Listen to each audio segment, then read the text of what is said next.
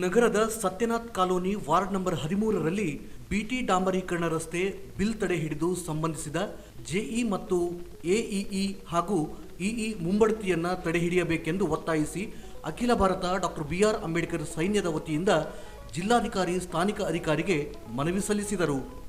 BT ಡಾಂಬರೀಕರಣ ರಸ್ತೆ ಕಾಮಗಾರಿಯು ತೀರಾ ಕಳಪೆ ಮಟ್ಟದಿಂದ ಕೂಡಿದೆ.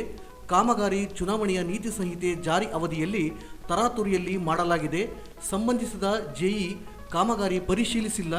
ಕಚೇರಿ ಕುಳಿತು ಬಿಲ್ ಪಾವತಿಸಲು ವರದಿ ಸಲ್ಲಿಸಿದ್ದಾರೆ.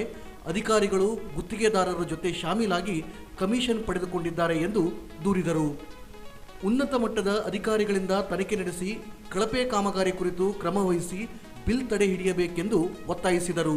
ರಾಯಚೂರು ನಗರದ ಸತ್ಯನಾಥ ಕಾಲೋನಿಯಲ್ಲಿ ವಾರ್ಡ್ ನಂಬರ್ 13ರಲ್ಲಿ ಕೈಗೊಂಡಿರುವ ಬಿಟಿ ಡಾಂಬರೀಕರಣ ರಸ್ತೆ ಕಾಮಗಾರಿ ತೀರಾ ಕಳಪೆ ಮಟ್ಟದಿಂದ ಮಾಡಿರುತ್ತಾರೆ.